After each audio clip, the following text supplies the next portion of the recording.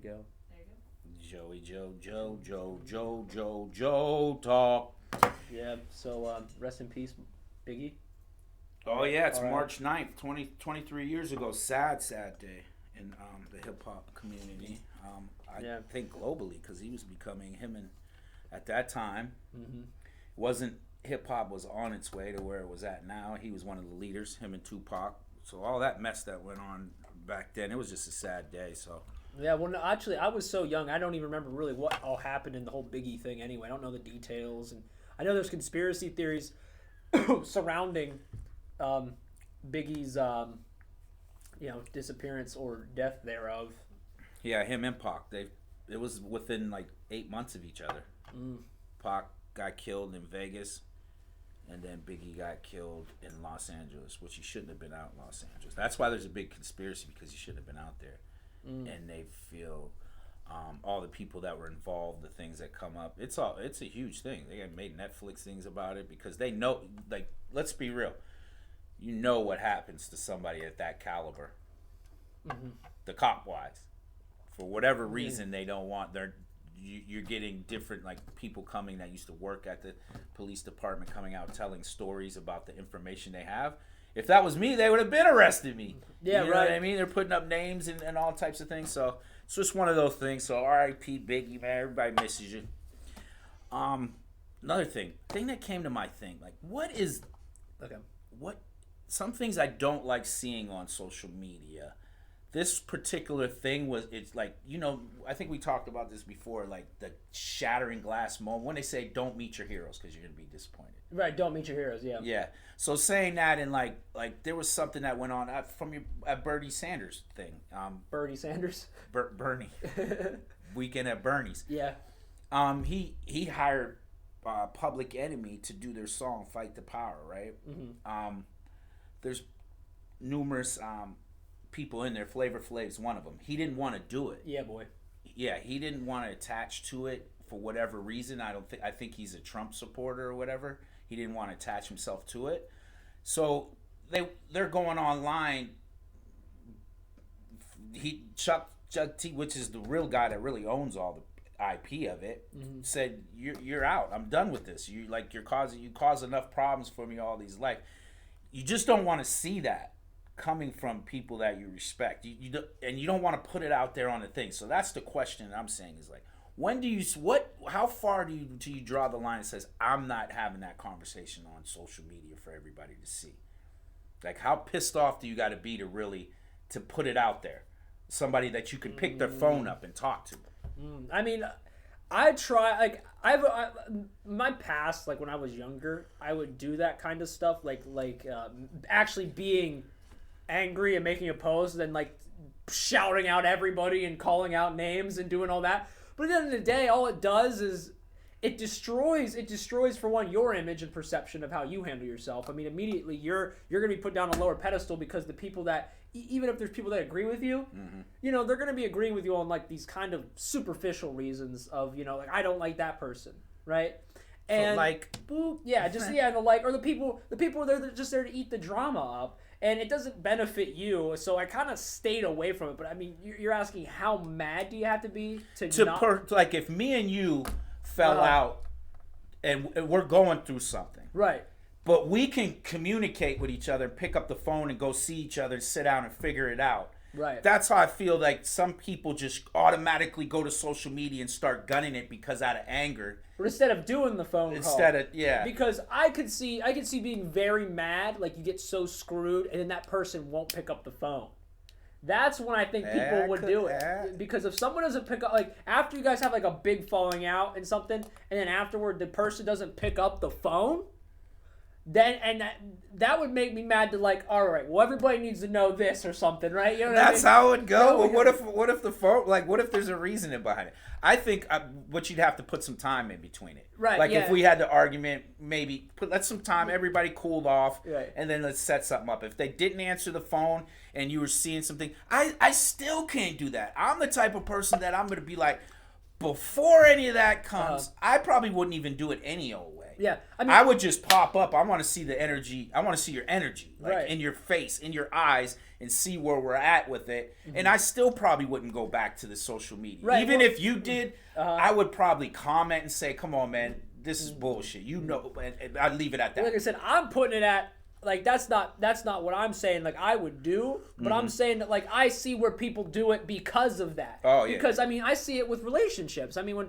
when someone has a breakup, and then they don't get that reciprocation back from that person, so what are they going to do? They go on Facebook and start trashing their ex. Start blasting, but... And then the dude will comment on the post, and it's like, well, why didn't you just text her back when now she's out here talking about you? They're going back and forth on the post, too. Right. And 2 days later, they're back together. Now they got to be like, oh, man, what the fuck did we put on? Yeah, right, exactly. Everybody sees your business now. Like, it's not like a conversation you just have with, like, your actual friends. Like, literally the public internet now knows all your dirty everything. Knows all your dirty laundry. I know some people on that. That's remember I told you I had to do a little deleting. Because I know I had 4 or 5 couples on my line that were doing that. They would beef every week online. And then next week they're posting pictures. Oh, I love my babe. Blah, blah, blah. I'm like, what the fuck part of the game is this? So that brings up this. This is interesting. Twitter has a new thing called Fleet. Where you can post. Yeah, it's called Fleet. You can post a tweet for 24 hours and then it's gone. Oh. You can't retweet it. You can't get anything on it. It's just there for 24 hours and it's gone. Donald Trump made that. Why? So he can get rid of that way. That way he can just tweet any stupid dumb thing. Damage is done, and then everybody's like, "Look, but wait." You'd have to screen capture. Because and I can see it because some things like people change, celebrities, all that change, like their political views and stuff change, and whatever else. So I bet you they wanted to start doing that because whenever they make a controversial tweet, nobody can go back and say, and then that way they can't say, "Well, that's not what I believe." Because look, where is it? Because people really are going on the backlogs of all these celebrities' Twitters trying to figure out the person they were. And that's the thing, too, though. I try not to judge people on the person they were 5 years ago when they made their Twitter versus today. You know? I think in some manner, it depends on what they're doing. Right, yeah. I know, I agree. If it's a position that, like, affects... Like, I'm not saying there's really anything you can do because... It does it itself. If culture wants you canceled, you're gonna get canceled. Right. So it depends on back. So if you go back and and they prove throughout that time their change difference, that's great. You know. So I kind of look at it at that too. But you could still fucking screen capture it for 24 you could. hours. But the thing is like how many you'd have to get enough people. Like you'd have to get somebody who's following your page, and then he just like I'm gonna make sure I keep all the records of this person's Twitter on their thing. Do you think there's people that got time to do that? I know there's people got time. Some trolls out there I know if Donald Trump if he was the one to help get that made, he failed because everyone's gonna screenshot it. You know what I mean? Like even if he says like some boneheaded things, they're gonna screenshot it. So don't worry about that. At all. So, all right. Before we get started, what else do we do? Oh yeah, go to our YouTube, guys. We got to get you over to that YouTube. Yeah, because Facebook be lacking. Yeah, we still didn't get an answer on whatever. We're still in jail from live streaming. We're not in jail for anything else. They didn't even give us a date of how many days we were banned. They didn't even say anything. They just said the video's been taken down for hate speech, and that's all we got. That's all it is, and we still can't figure out. We said some questionable things, yeah. but we always say, like, literally, they just caught, like, I don't know what it was. They caught us that day that we said some questionable things. Yeah, I don't know. So go over to the YouTube. Hit that bell. Ding, ding, ding, ding, ding, ding, ding, ding. All right? That's what we need you guys to do. We got to get that some subscribers up. Share this live, whatever you got to do. We need that right now because we're trying to go on to another level, and they kind of destroyed. Oh, another thing, though, too. What? We got to 1,000 follows, bro. You know what you got to do now. No, we're going to get 1,000 likes. I said No. Oh, we said likes. We said likes. We said yeah, but we said likes. We did say like page likes. We did. I saw that too, and I was going to be like, I was like, we should make a cool little video, not of the perm thing, but like just like independent of the actual No, I'm not trying to escape the perm. The perm's coming.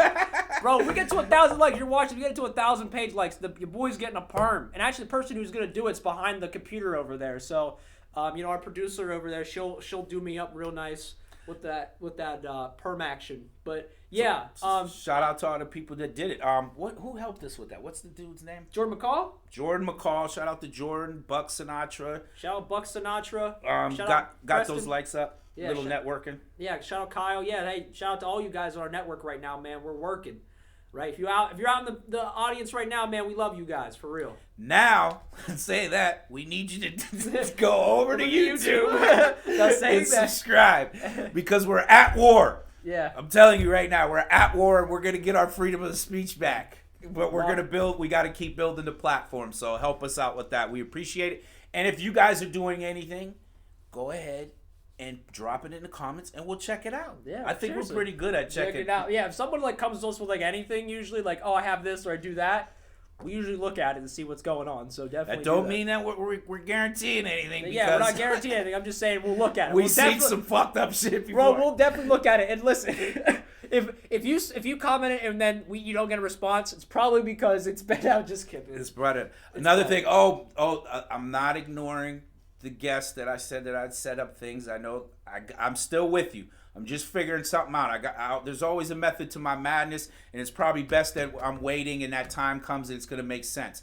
I get a lot of people that want to come on. Listen, I gotta be honest with you. I can't just have you come on. We can't have people come on and have a conversation just because they want to have a conversation. You got to be doing something. It's got to make sense. Right. Like, I got to be something that's, like, I'm genuinely intrigued about. I mean, right. You can't just come on here and say, oh, yeah, let's talk about my cat, Fifi. You know what I mean? It's got to be something.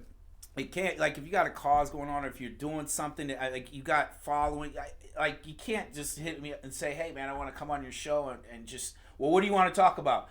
Oh, I don't know. Let's just talk. Let's just talk. Yeah, exactly right. I'm like, I can't help you with that. You can't even give us a topic.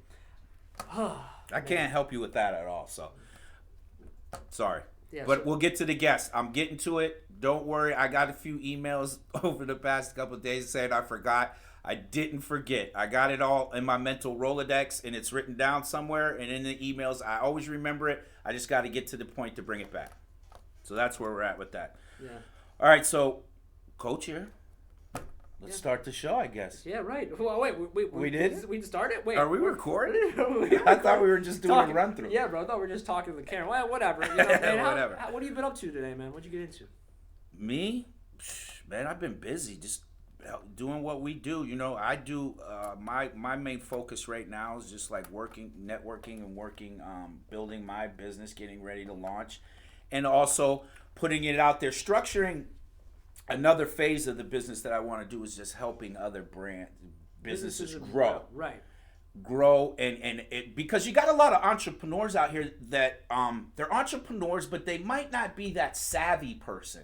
Right. And they want their business to grow. That's who I'm focusing on. Mm-hmm. Those people that don't like they might not have the savvy to jump up and have all that energy to go do it, get in front of people and make it happen, and then go out there and kind of like either coach them up to do that or you know, definitely not going to do it for them unless they pay me a whole bunch of money to do that. I'll do that, but at a some kind of scale. deal where like you get a percentage of that. A percentage of it, yeah, some back end deal or something. So I'm going to focus on that as part of it too, because I'm building like what it's taken me a little while to build what I'm doing with Shop for Less is because I want to build it where it's not, I don't have to run it 24/7.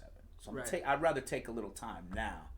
So I don't have to, and I can go do the other things. Because you know me, man. I like to fucking move around. Yeah, exactly. Mobility is key. It's like one of those, like I always say about those 48 laws of power. One of them is you got to assume formlessness, man. The minute you say you're a rock, you're a rock. You know what I mean? Got to be like water. You got to be able to flow and go and move. Got to be able to move. Yeah. So what about you? What have you been up to? Today I went out to Penn Montessori School to do some videography work. And I was filming kids for a lot of B-roll kids today doing all this different stuff. And anybody doesn't know what Montessori is. Montessori is like, I would say it's like abstract. When I say it's abstract education, you're using like materials like beads and stuff to count. You know, it's not like it's worksheets, but it's not like there's physical materials in front of your face. And there's a lot less structure in the classroom. Like it's not like rows of desks. Like when I went in, I was shocked. There's like maybe 6 or 7 desks in a classroom, and actually anywhere's a desk really. They just have tables and stuff and all this. So there's no there's no lined rows of. Let me tell you this: I was on the floor most of today because I was like to get shots. Kids were working on the floor. I had to be down on the floor with them, whatever they were working on, and that was the cool thing that I was saying to the teachers too. Was I was there filming kids, and you know if I went to a public school, I felt like if I was filming. they would all like come up to me like, look at me, you know, and They would have shoot a rap video. right, Right yeah, there. they would be telling me like they'd start like talking to the camera Yeah, and stuff. they would entertain. No, not these kids. These kids, I took the camera in. They were doing their work, didn't even acknowledge what I was like. They just like, yeah, the camera's there, whatever, you know, I'm doing my work. And that's incredible to me. And for me, that made my job easy because it gave me a natural look. That's what I was going for. These kids naturally just working in their environment, talking with their teachers, doing their materials, and getting all their stuff done.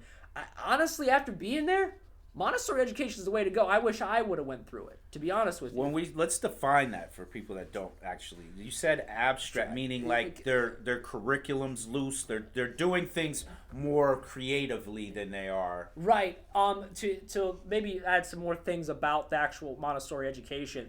It's guided learning, not directed. So for instance, today I sat down. They had a lesson. Right now in school, there's like subjects, right? There's like social studies, history, geography, whatever. They don't do that. They do like today we're going to learn geography and history, but they only have like two 15 to 30 minute lectures. They got to meet a certain curriculum, right, to the state or the feds or whatever. Right. Well, they have to, but it's like they have to learn like say like it takes like an hour to do a class. That's how it used to be like when I was in school. Like it'd be 2 hours of language arts. You'd sit there and they'd learn and you read or whatever. No, that's not how this happens. Right. They do it like a 20-minute segment and they explain the concept to you and then they say, now go learn it. They give you the materials, they give you the stuff, and they say, go learn this thing. Okay. So and then they help with you, of course. They help you understand. Like, say if teacher needs help, you know, they help the kid out. But it's crazy because the kids, they seem so into learning. They're like they're ready. Right. And I think that's because a lot of times we fail to realize that kids really do want to learn. Right. It's just you have to let them have the room to learn. I think if that makes sense. And I think majority wise, like where I come from and how I always think it, I honestly, like what Nas said, I think schools should be burned to what they're teaching us. They're not teaching us things that are going to be relevant to us. Let me not say all the way, but I just think that they focus too much on things and not real life situations, which I think this sounds like it could be a plus, like problem solving at its best, working together, you know, things like that. So, but in saying that, this is private, right? Is this a private school? It's private school, yes. So we're talking some money here, some money which everybody doesn't have that's the issue too. So, is it a smaller classes? The classes, they vary, but pretty much the most I saw in one classroom was probably 11 to 12 kids. Oh yeah, bro, that's yeah, that's what I'm saying. That's pretty good. Yeah, but I'm just saying, yeah, for a private school, yeah. And I went to a Catholic school. And yeah, we had probably about 22 class. But they then when I want went to smaller public, classrooms. it's like 35, 37. But they want smaller classrooms. The Montessori they want because they want kids, and it's mixed. You don't have fourth graders with fourth graders. You have fourth graders and fifth graders in the same room, or fourth graders and sixth graders in the same room. Or back, like now, of course, there's a break between like kindergarten and stuff like that. Right. But you know, like you have these kids in different grades in different rooms sometimes. So it's like Little House on the Prairie style. Right, because and it's the truth. Because like I remember, like whenever I was younger, you know, I was older and I would play with the neighbor kids. And neighbor kids would be younger than me, and I'd be older. And then you might teach them something, and then they might give you some kind of experience. And you know, you have to have those mixed groups because I could only imagine being a kid who's younger, and then not surrounding, and you're only being with people that are younger than you. You're going to be kind of at a disadvantage whenever you have to handle the older kids. How do you communicate with them? Yeah, how do you communicate, get along? Plus, it'll build a whole different relationship with a different group of age, close to your age. Yeah. But they're obviously going to be doing different things. If you have a 14-year-old, or we'll go lower because these kids are small. If you have a 10-year-old and a 12-year-old, they're in the same classroom, but they're obviously going to be doing different things outside in life. But if they know each other, that 12-year-old's probably going to say, hey, man, come with me. Let me show you something. Be aware of this. It'll right. work a lot around. I totally agree on that. Yeah, they'll know. And also, too, their interests. I mean, they might be doing something like the fourth grader might be, the fifth grader might be doing something the third grader didn't see. Right. And then he sees them do it. He's like, I can't wait to learn that. And the fifth grader's like, oh, let me tell you all about it, you know? Okay, so on the other hand. Right. what do we think disadvantage would? I mean, not disadvantage. There's a double-edged sword with this. It could go either way. The could first, be good, could be bad. The first thing that came to my mind, Coach, what happens when they go to high school? Yes. Because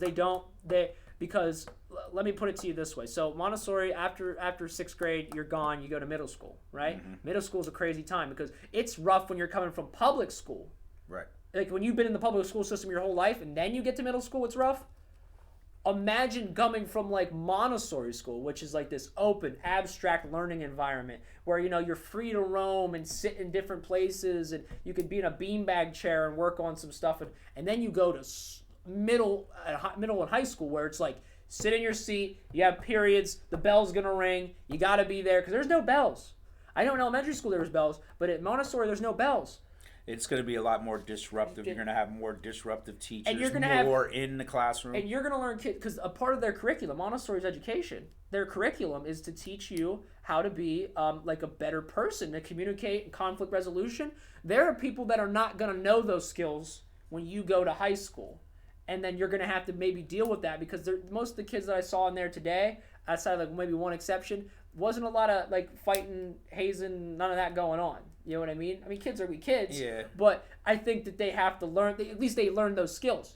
I know from my experience in middle school, there were kids that didn't know those skills, and they didn't treat people like the way they wanted to be treated, because that's what they did. That's what they knew. They didn't know any different. And those are type of situations, like you said, going on into another thing. You just shock value, throw them right into the mix of it. Yeah, there's going to be issues. Yeah, and maybe it's one of those questions I'll have to ask them next time, maybe even tomorrow when I go back in to what's finish. the plan for that? Yeah, like what's the plan whenever like the sixth graders leave here? Like, how do you guys prepare them to go to public school? Like, do you start like reminding them like, hey, like when you leave here, there's gonna be bells. There's gonna be desks, rows of desks. You're gonna have to sit at a chair you're not gonna just be free to get up, because that's the thing too. They're free to get up and go grab whatever they want. Right. But if you're there in a high school, middle school, that's your seat. You sit there and don't get up while I'm talking unless you got to sharpen a pencil or use the bathroom. And you better raise your hand and ask me before you do it. Yeah, there's structure. We'd have to figure that out. That's one thing that I've seen. And plus, too much freedom, it could be misconstrued like out in the real world. Like, because you're going to start building your muscle memory to say and your thoughts to say. So there would have to be, I would think, at the start off in every year saying, this is how I would do the curriculum. Start off everything doing that, but explaining. Like, there's boundaries. Other people are not doing these type of things all the time. Right. And then maybe at the last sixth grade or whatever grade day before they go into public school, that you spend a whole bunch of time preparing that for that time. Without taking away what you taught them. And they might very well do that. I just don't know. But it was just the first thought whenever I thought about it, like, as the big disadvantage would be the whole, in fact, that you're building them for a system that you're not going to keep putting them through. Yeah, because the real world isn't really. I could see some great factors to it, and I said if they have those in place, I think it could work and just be able to go in there. But that's saying that, like, innovative, like finding new ways to educate, to me is I think is very interesting, and I love it because I've been around. I helped build the charter school from the beginning phase of it and learned how it worked. Like, that's basically what they're doing. They just have to fulfill certain curriculum. But other than that, this school that I was about was focusing on entrepreneurial development. So they would do the bare minimums and use the entrepreneurial development to teach some of those things, and then go into whatever they are, whatever it is that they're going to need to adjust in life, social skills. They would focus on that. I seen one today. I was watching Neo do an interview, and he invested into a school in San Francisco, which is a college. It's coding school, right? So how they do it to not take debt, and I think this is how easy this shit is, to not put a person in crazy debt. What they do and how to get it back. It's a private school that they built themselves, and then what they do is you go in there, learn the coding. Now, once you get out and you get a job that's over $40,000, they take 17. They tell you we're going to get 17% of your check, every check you get, for 3 years, and you paid us back. Oh, okay. So and if there's an issue, they don't do it. Like if you lose your job or something, just all of that suspends. When you get back into, you start paying us back again. So the money revolves back through the schooling. And the main thing that he was saying, though, this is what he said their biggest issue is. Everybody's getting hired way before they get out of the school. Oh, really? Yeah, because of how well the program's running and what they're learning. So basically, he's like, the people are getting hired before they get out of the school. Yeah. So then they can't make the money because they don't complete the course. Yeah, they're just gonna have to. He's like, we had to figure out how to say, okay, if you only go this far, and we got to break it down to say, okay, well, you prorate it. Right. You guys got to pay us this. Right. Just to keep that thing running. So it's a good thing that I've seen. Right. Yeah, I guess because I mean it'd be similar if you went to college and they just stipend your money anyway. You know what I mean? Pay back some. And bills. they're gonna everything. Right. Everything. You don't pay the government back. They're raiding your house, bro. Right. They're raiding your house. They're taking everything you got. You know it. You know Yeah, how right. that is. Said. So I think thinking of that alternative and being innovative with those type schools, because anybody can start a charter school. Right. What we're working on, we can make one. Yeah. I mean, basically for entrepreneurial development, it is. It's a school for that. Yeah. And just that last thing when I was saying about like I wish I would have went to something like that is because I really think it's how I learned. Because when I was younger, like I was learning things in school. We all were, right? But like I was always invested, like how I know so much about like the dinosaurs and the lizards and snakes and phylogeny and science and all that was because one day I wanted to read all those books. All the kids wanted to read Harry Potter when I was younger. All the kids wanted to read the Magic School, like the Magic Treehouse, which, there's stuff to be learned in those books, but like me, I was like, give me the science fiction, not the science book right now, the nonfiction science books right now. Let me learn that. I read books about personalities and like diseases and stuff. That was cool to me. I just wanted to know about it. And I didn't, and from basic reading skills, I learned it. Like, I think kids genuinely want to learn things. If you just give them the tools to how to learn, like the reading, the writing, all that, they'll learn. They'll teach themselves. They'll move forward. Now, I don't know about everybody, but I'm just saying from my experience, I feel like I kind of taught myself in that abstract manner in that system, and I think that it could work on a pretty good scale. I think it's more practical. It could work. I think it would be one of those village things where it'd be like you would have to look. I think you would have to pair, like kids would be. It would be like, okay, people are gonna know your kid can't be in that environment. Right. You know what I mean? Or you have Pretty people quick. in place to say, I can't put him in there. He's going to disrupt everything. Yeah, right. You know what I mean? So I was one of those kids. I can't sit still and you tell me what to do. I just cruised through it. I was able to attain information fast. I didn't want to be. I could have sat down and got straight A's. That wasn't my thing. Because I can't sit there and listen to over. I can retain it and take it fast. You tell me once, all right, I'm good. You know what I mean? I can overview it and then I'm good. I got the information. I can't sit there. So that's why I didn't sell. Something like this would probably have been good for me too because I can hands-on, move around. I had that issue where I was getting in trouble where they would put me by the teacher's desk. I had to sit out in front of the office because I couldn't. Yeah, and like I said, the most I've seen a kid sit down and have to listen to the teacher. Right. I think that I've seen 20 minutes. Not even. Right. Yeah. The most I saw them have to sit down and have to talk with a teacher, but most of it was like teacher would teach a lesson, they'd run off, go learn the thing, or hell, they didn't even have to go do that. They could do whatever they were working on earlier, and then come back to it, and then they might ask the teacher, hey, can you help me with this? She helps them, they run off, and then she just kind of goes around the room and does her thing. It's interesting. Yeah, I think it should, that's what it is. They should find more people should open charter schools for certain types of people, and let those people fit in there. Get into those places that would help them more better. I think that we should break up that bullshit of public schooling that they're running and think about that. But the thing is, if you can because here's the thing though, Montessori education is expensive. Oh yeah. Really expensive. Yeah. And if you could make a charter school that was affordable. Yeah. To people because that's the problem with public school is it's affordable, and that's majority of people have to use it. Right, yeah. exactly is what I'm saying. But I'm saying like a charter school, if you could make something that was affordable alternative, and it taught those lessons like the things that we talk about being prepared for life, all that, and you could take kids through it from pre-K to 12th grade. I think that's actually serious. You need to get on your boy Bernie about that. Yeah, Bernie. Be like, Burn. Listen, we need to get this shit popping. We need to get it popping up here. Yeah, something to look into. It's very interesting. I like looking at different innovative ways to teach people how to, because I know I wasn't one of those people that you could sit in the classroom all day. Right. Or I would fucking tear the classroom up, like just cause problems until they kick me out. So that's not good for everybody in the scenario. No. It's not good for everybody. So, yeah, people can find their way. What else do we got on this list? You got anything on here that jumps out to you, buddy? Well, let's shift gears into something totally, absolutely, completely different than education. So, today, there was a big international scandal. This has been building for a little bit about performance-enhancing drugs for horse racing. 24 veterinarians and doctors and horse doctors and stuff throughout the world were basically convicted of cheating for horse races. They gave him the A-Rod treatment? They gave him the A-Rod, yeah. Mark McGuire, Bobby Bonilla. They charged all of these vets and whatnot because they said that they knew that they said they were giving them performance-enhancing drugs that were allowable, but they weren't. They were just like swatching the labels. Like when the people came to inspect, like when people came and inspect them, how they gave the medicine, they were like, "Oh yeah, we're giving them the medicine," and they'd put it in a different bottle and then test it, and then it didn't come back. But then they came back, got the test, and they were like, "Yeah, dude, like you're drugging your horses." Wow. Yeah. Now I just Kentucky Derby type Kentucky horses? Derby, yeah, yeah. Okay.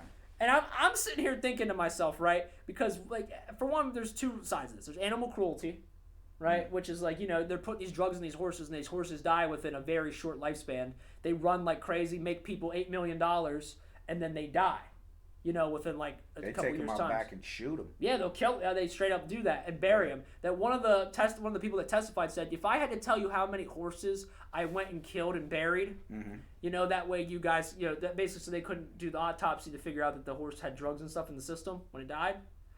He's like, I'd be in jail for a long time. And I'm like, isn't that self-incriminating? Yeah. But there's another line.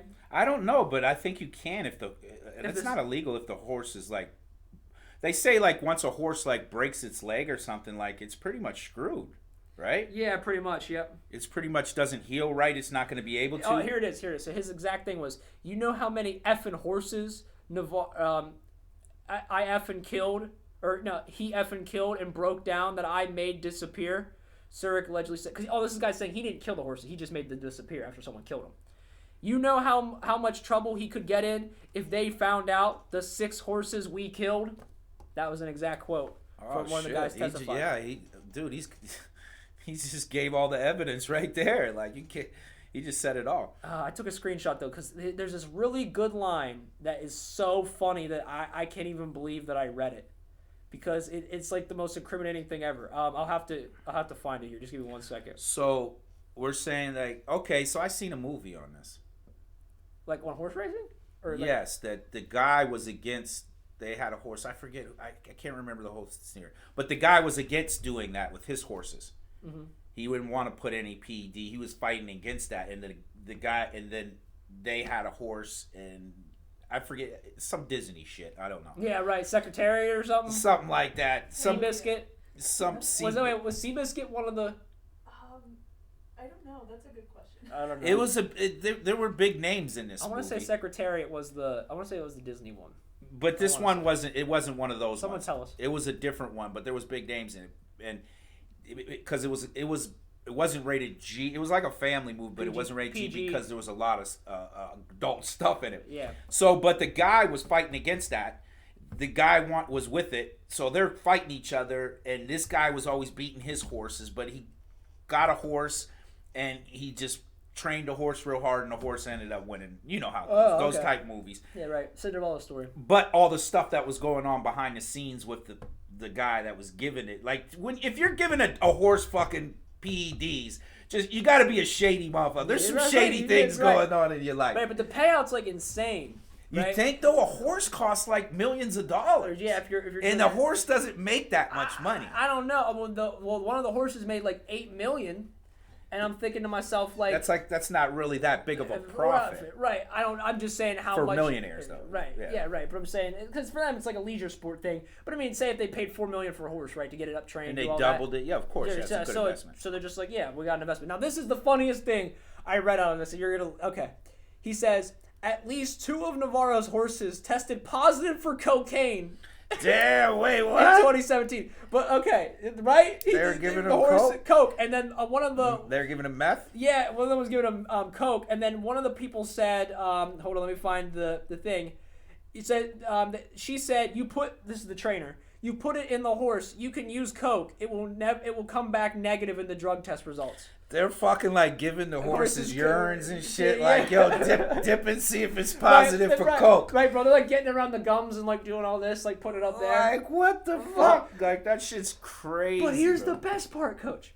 So then the trainer then said, that the I'm looking at the wrong thing. I look at the screenshot. My apologies. Okay, so the other trainer though maintained the blood samples.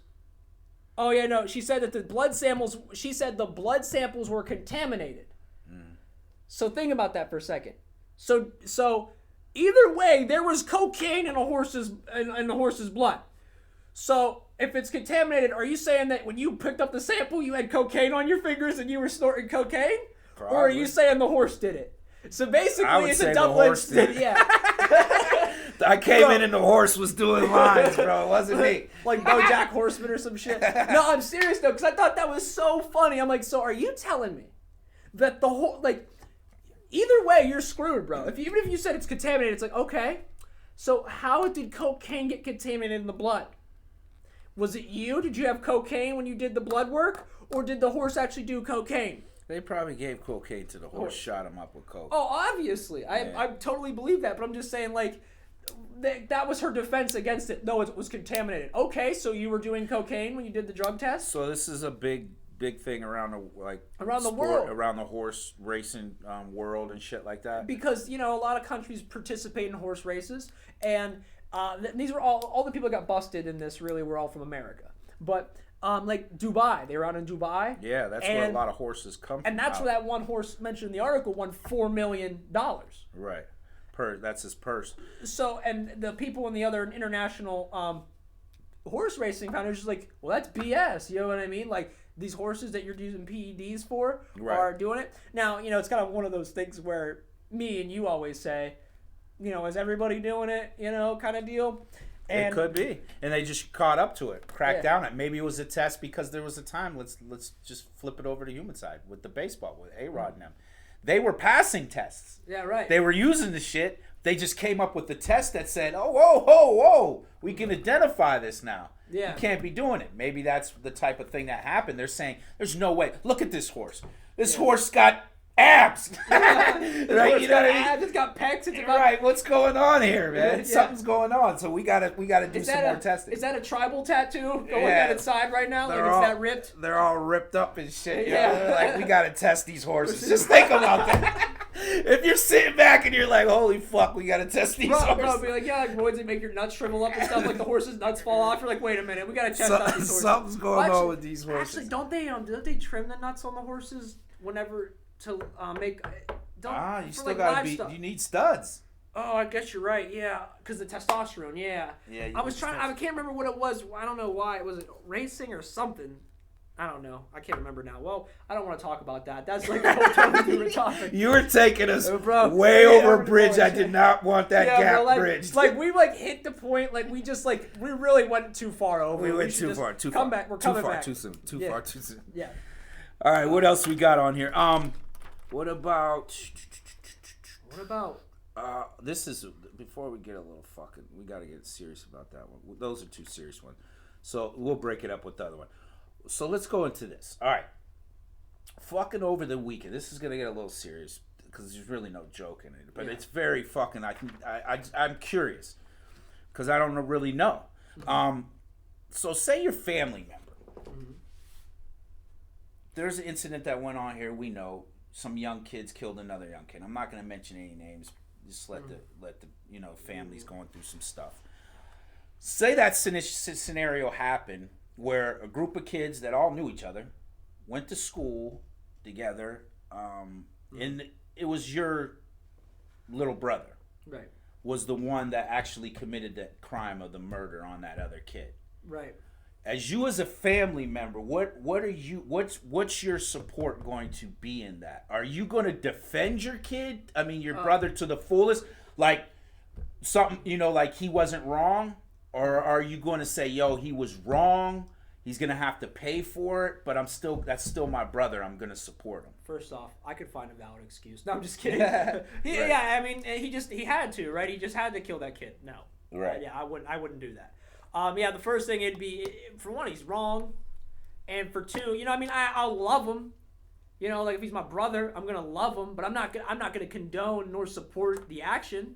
Right. You know what I mean? They'll be like, bro, you did something so horrible, like the most horrible thing you could have done, like seriously. And like I would be like, you need to go to jail for a very long time, if not for the rest of your life. Right.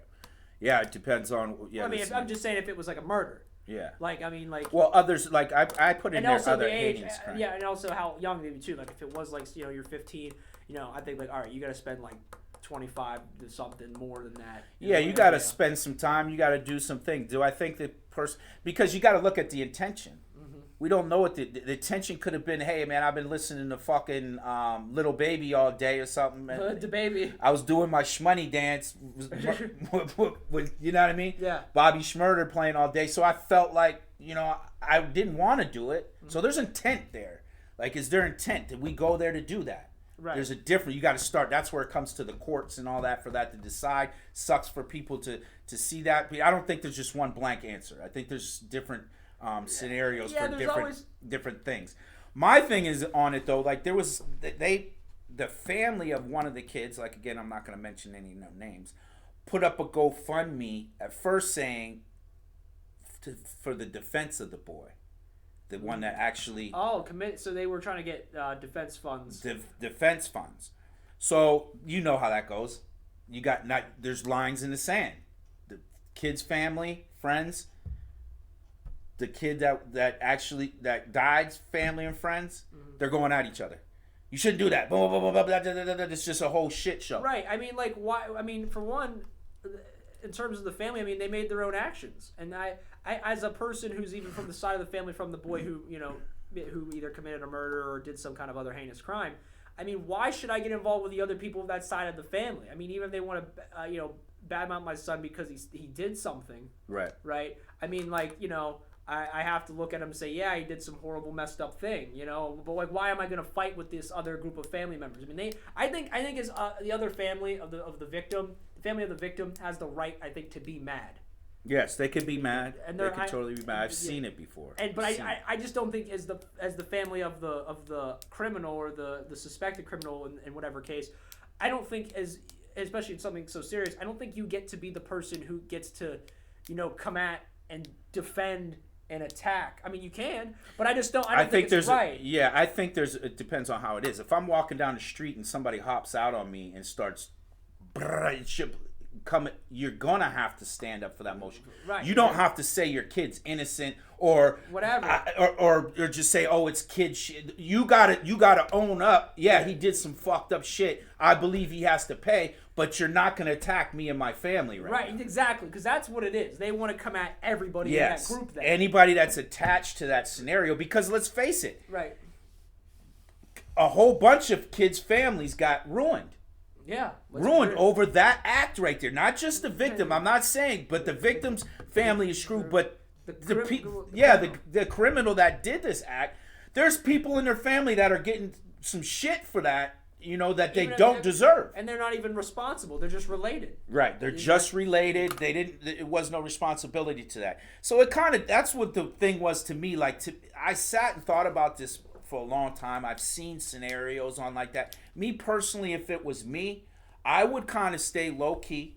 I would definitely not be posting nothing on social media about the scenario. Right. I'd let the family have their moment, and then maybe down the line sometime I would reach out to them and say, hey, you know what I mean? Maybe that passed enough for them that we could sit down and talk. Because I've seen it happen before.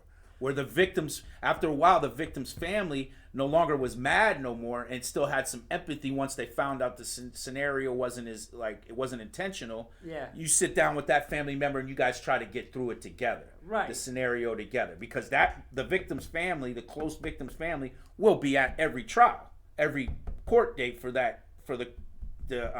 guy who did the shooting. Right.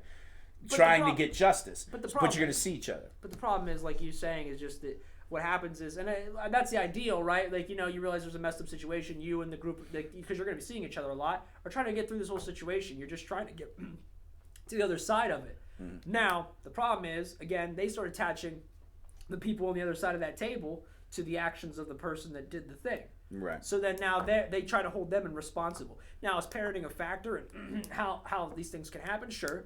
But that's not for you to go and bash and destroy that family for. Rather, that's for you as a parent of the criminal or the accused to say, what could I have done differently? And that's not for someone else to come in and start telling you that you're a piece of trash or whatever because of the actions of something else that happened. Yeah, one more to finish that out. Just like I've seen, like if you watch any show, I've been to many trials in myself where I knew the person actually did it. I knew the victim. I just used to go to those things, like because we're a community, we knew each other, so you would just go to check it out. Right. That's why the courtroom's set up divided. Most courtrooms, there's an aisle down the middle, and then you got those people on that side, those people on that side. Most people in there understand, like the closest factors to it, what I've seen, is that the head factors, like maybe the parents of each side, once they get to that point, because a trial gets to like a year before you actually sit in that thing, they're already calmed down and cooled off, prevailed heads. They're not at that moment no more. They're not attacking each other. They might not be all 100% cordial, giving hugs, none of that. Right. But they're not going to attack each other in this sense because they're trying to get whatever out of what's going on. It's the people that maybe was a family member but really have nothing. They're not that close to the situation that are causing all the ruckus in the background. Yeah. And that's kind of what it was going at like that. You had all the people attacking, and it wasn't the main people, like the mother or the father of the victim to the mother and the father. It was just like, oh, I went to school with them in sixth grade. That's bullshit. You shouldn't be doing that. You're a piece of shit. All that shit. I think you just got to stay out of those scenarios and let the parents do it. I think it was bad class for that side to do that at that particular point. But who am I to, you know what I mean? Yeah, I mean. It is what it is. My inclination is just to keep my nose out of anybody else's business in that particular regard, and then of course if that situation ever landed on my doorsteps, I mean, it's like the factors, like you said, it's just the factors of, well, what is it, what really happened, what went down, and then based on that you make your judgments and decisions from there. I mean, really, that's all it is. And you're right. I think sometimes like these preconceived loyalties to our family sometimes are a pain, are a hindrance to that, because we want to paint ourselves, because I think it maybe comes from even an insecurity that we feel like we failed in some way, so we defend that side harder just because of the That's family. Interesting. That's a point right there that probably would play a key factor. Somebody looking in the mirror like I failed, or instead of they'll make it about them. Right, exactly. Insecurity about them. Yeah, that could be a huge factor. We talked about that when we were shooting Level Up the other day. Did I just say, what the fuck did I just say? Level up. When we were shooting Level Up, but we know that who's the number one person that's never gonna get, no matter what the fuck you do. Moms. Yeah, but what's really funny though is, remember how we talked about that? Who's that guy who's like a murderer, and his mom to this day still says that he's like a good kid, and I'm trying to think. Which one was it? Kiki, you know this. You're in all that psycho murderer stuff. Ted Bundy. Ted Bundy's mom was like, he's great. He's a great kid. Like, he's even in there now. I still love him. He's my son. Yeah, you can't get mad at mom for doing that, because she's got to see. That's I would never get. Because she changed your diapers and all that. Like, you're still a baby boy, even though you went. You fucked up majorly. No, you fuck. If you're Ted Bundy's mom, I don't know, man, because he didn't just fuck up. Yeah, bro, he fucked up like 71 times. Yeah, right. Bro, it wasn't a mistake for him. Like, it was intentional, like, full It was straight intentional. Like, his mom's like, he's an angel. He's an angel. Like an angel of death, maybe, mom, but he's not. That shit's crazy. Not an angel. Yeah, so, all right, moving on from that, somebody. I just had to talk about, because I seen it and it just fucks me up sometimes thinking about that. All right, what do you think about a woman proposing to a man? What do I think about a woman proposing to a man? It's the question we posed in our title. I think my personal pride would be affected if a woman proposed to me. But at the same time, if a woman proposed, it must, for one, I think it's just like she really loves you and she just didn't want to wait for you to propose or something, or maybe I don't know. But I know with me as a man, personally, my pride, I'd be like, oh God, I waited too long apparently. Because that would be the first thing in my mind. If she proposed, that must mean, in her eyes, I waited too long, so she had to do it. That's what I'm saying. So my pride says, or maybe I wasn't ready and then she proposed, because but let's be real, proposing is kind of like one of those things, man, where like you're saying, I want to be with you the rest of my life, and somebody might not be ready for that. You know, I mean, it's like vice versa. If a man does it, a woman does it. You know, but I feel But like you could say no. right, you can. You're right. You can say no. I'm just That would saying. be crazy.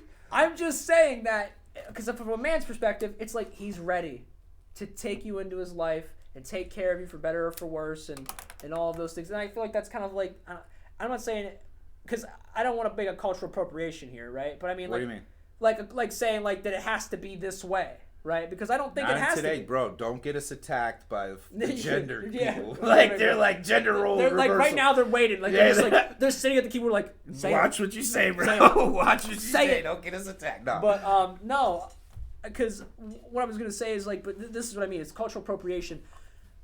I think for a man in this day and age and everything too, they want to be the guy who says, because they're like supposed to be the provider, right? Right.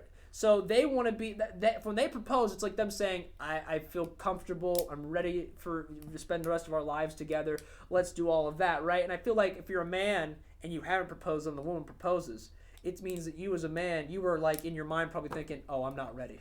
Either like you're not loyal or you're just like, I'm not ready. When you say pride, is it clipping your balls? Either way, you're getting your balls clipped. Because Right. once you get married, Right. bro, it's a wrap. She's taking over anything. So Right. why not? To me, I look at it like that. I think it would be some dope boss ass shit if the chick was like, you know what? I'm tired of because if you're talking about marriage, you guys had some kind of conversation about it. Right, yeah, And you exactly. might be dragging your feet for whatever. Dudes just do dumb shit. Right. But if she did some boss shit, like, you know what? I'm not waiting no more. I would think Right. it was some Right. boss shit, yo. Right.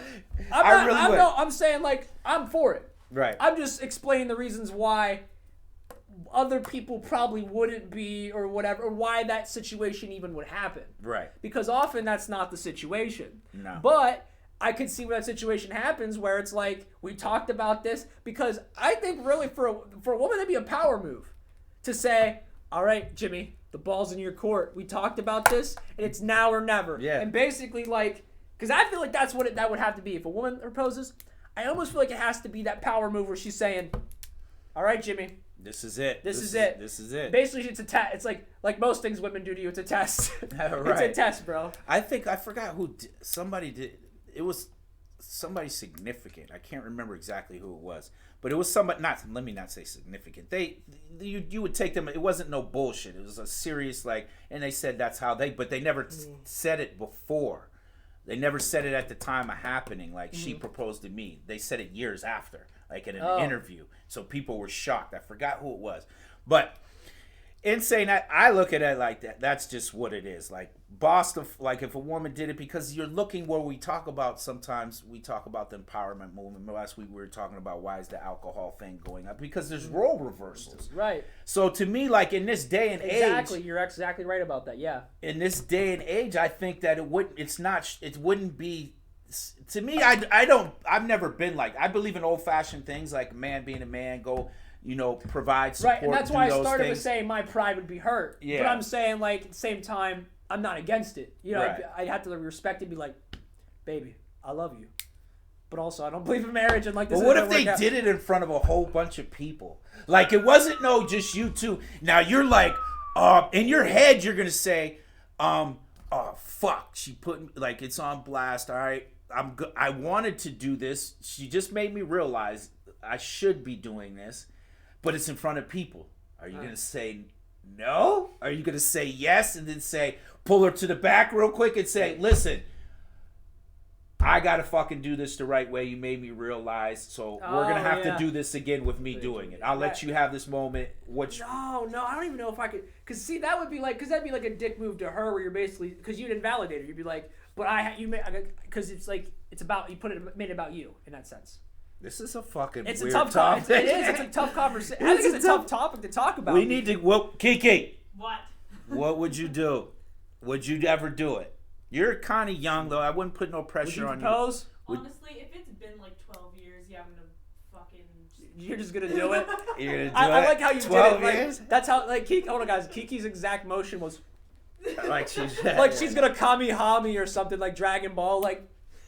Like get that. it out. That's what I'm saying. 12 years. If he didn't ask you to, yeah, Bro, double. that's a long time. Like 12 I years? say if you're with, but to me, I don't even believe in No, marriage. I I agree. believe in a ceremony. Because a woman wants that, Right. she wants that. I have no problem. Let's have a party. But as far as going to the courthouse and getting them involved in our marriage. Yeah. I'll sign a piece of paper if you're worried about you being taken care of. I'll sign a piece of paper and give it to our lawyers that says whatever the fuck I have, she's taking care of. Right, a contract. Yeah. Yeah, like I'd make that before I'd like say like these are the laws. No. No, I don't want them involved in my things. But Is that called a domestic partnership? Is No, that what that's called? I don't know. I thought that was like two gay people. Yeah, maybe. I don't know. Because I when I hear the word domestic partnership, I think of like it's like a contract or something. Like. But in it's Pennsylvania, that- if I'm not mistaken, if you live with somebody, you're Commonwealth married for over like I can't remember what it is, 3 years. Oh, if you live with someone for like 3 years, so like imagine like you have like this guy Carl, and then you live with like roommates for like 3 years, and all of a And sudden you're the married. state's like The state sends you said you guys are married. Like you get What the was that papers, show with Adam congratulations. Sandler and Adam Sandler? They're in and Andy Samberg or whatever his name is. Nah, fucking King of Queens, dude. Oh, yeah, I don't know. They his name. pretended they were married and Oh, shit to get his benefits. I now 'cause pronounce his you wife- Chuck and Larry. Yeah, that show was hilarious. But yeah, I think in this particular time, but 12 years is way too long. Yeah, If somebody lets you do that, you let us know. We're gonna rush that process along. That's a long fucking time. Yeah, because I know I'm the same way with you. I believe in like the marriage, not in the I don't believe it in the sense of like the laws. I believe it in like let's get you a ring, let's make up a contract. We have to do Let's that. have a fucking Fucking blowout, Let's yeah. have a party. Let's have the dress. Let's do all that. But let's not like make it like if you leave 50% of everything I own and everything else because. You know, I just believe that people change. I mean, you could be a different person 2 years from now than And you those were. are that brings up an interesting point. That's the conversations you should be having. Right. Is saying like, oh, because the way it's structured by what the Bible says it has to be in the law. Yeah. Like instead of sitting down and saying that to each other, saying, hey, let's be real. In 5 fucking years, you might can't stand me and we can't fix it. Right, exactly. Do we have to stay here and deal with that? or can we move on and be cordial with each other, whether you have kids or not or whatever, Yeah. and still be like, hey man, go enjoy your life. Right. Because, well, the first thing that would come up is, oh, you don't want to get married because you don't truly love me. That would be the first thing. Yeah, he's gonna come with it. That would be the first thing they would say. And I have to say, it's quite the contrary. You actually love someone if you're willing to say, listen, I don't want you. If you care about me, you're gonna say, oh, I don't want to take half of your life away because maybe I'm mad at you 5 years from now. Do you Yeah, know and what then I'm it saying? becomes a war, like Yeah, because you might be mad, I don't and then want it comes back and forth war when you can end cordial. Like that's how me and my kid's mother, like we were childhood sweethearts, whatever you want to call it. But we grew once we got to like 2021, Right. we're like, I can't fucking would stand stand you. you. Yeah. I love you to death, but I think we would be better. We had a mutual agreement. We even had our twins after we had this conversation because I didn't want to have another person. She didn't want to have kids. We just ended up with 2 of those fuckers. But I love it. He said 2 of those fuckers. but you know, he had sons. She wanted to have, you know, he wanted a brother or sister for it. So we decided to have, you know, another kid. But we weren't together at that particular point for a couple years. But we are from that point on. It saved our friendship because we're great friends to this day. There's nothing I can pick up the phone, whatever jam I'm in. She's gonna fucking help. I saw a post about this that was about an ex-husband comes over sometimes when the kids are there and, you know, goes over to his ex-wife's house and everybody asks him questions like, why do you go over to her house and make breakfast for the kids and do all that? You seen it? Yeah. And I was sitting there thinking to myself, I'm like, and the post said something very eloquent where it's like, you know, if my kids see me just up and leave their mother and then not help them or you know, be there and be nice to their mom even though we're not together. Cycle. Right, it's just gonna start over again. He's like, so it's like I have to be an example. You know, I have to be an example. I mean, sometimes you get like I had, you know, my dad's still a great dad, even if he wasn't around all the time, because you know he divorced, right? My mom got most of the custody, Right. So, but you know, I had father figures that were around, like my stepdad that I had for the longest time. You know, I mean, for all of his problems and flaws, he was still to me a great father figure, and I had that around me, right? So, but some people they don't get that. Right. They don't get that loving They don't get person. it. And it could be the beef of just the adults in the thing is because of why those kids are not having them. I've Absolutely. seen that many a times in my family where a cousin will do everything in her power that kid won't see that guy, but that kid has nothing to do with it. No matter what you two got going on, you got to separate that scenario. So I think that's very interesting. I think if more people sat down and said realistically, because how realistic is, you can't get any worse than like, here, sign this piece of paper so you don't take fucking, you're only coming in with, why can't you have that conversation that says, hey man, maybe we should Hey, really. if you don't have kids yet, even set it up like, okay, like if we have kids, here's this and also this. Like here's how we'll take care of the kids. Like, Right. Seriously, Just do sit it. down, plan it, talk with your significant other, and do it. Like, And then just put it in there, because that takes a lot of pressure off when shit gets thick, when you have to make real decisions. It's no more, because I think a lot of people make those decisions based on that. right. And I mean, if I cared about somebody, I would want both of us to be free to live our lives, outside of it, like afterward, right? Like Right. not feel Not like the going full in a repercussion. courtroom, sitting in front of, waiting for them to judge how our life should be for the next 5 to 10 Right. years, trying to recover from whatever was happening. Right. Yeah. It should be very simple. I would suggest, hey man, if a female, I would just have that conversation, I guess. Yeah, I would have that conversation, I guess. So Yeah. that's where I was at. That's all I had today. I fucking ripped my paper up though. Well, I mean, bro, you got mad whenever that was some real passion you threw out. You were like, you don't love me that much. You're like, throwing her out, get rid of her. I can't, but you know those conversations. No matter what you do, I'm sorry, Kiki, but you ladies do it. You drive us crazy. When you say something, just because you don't love me. It's like, oh my my goodness. God, what are you talking about? I just said I didn't want a fucking cheeseburger. Abs-positively, bro. Abs-positively. All right, man. All Another right. fucking show. 68. 67. Oh, 67? Yeah, bro, You 67. sure? Yeah, I thought 67. last week was 67. Maybe it is. I don't know. Oh, you don't even fucking know, Dan. We're on 68. I'm Last going with week it was 68. It was 67. Yeah, I'm going with we're on 67. You say 60, I'll say 67. We'll see who's right. Yeah. All right, that's pretty much all I got. All right, that's everything then, guys. Hey, go to the YouTube. Click the bell thingy. Yes. Subscribe. Do that. Definitely do that. We need that to go up, guys. Come on. Also, if you could make a petition to Facebook in Suckenberg, tell them that we need back on Facebook.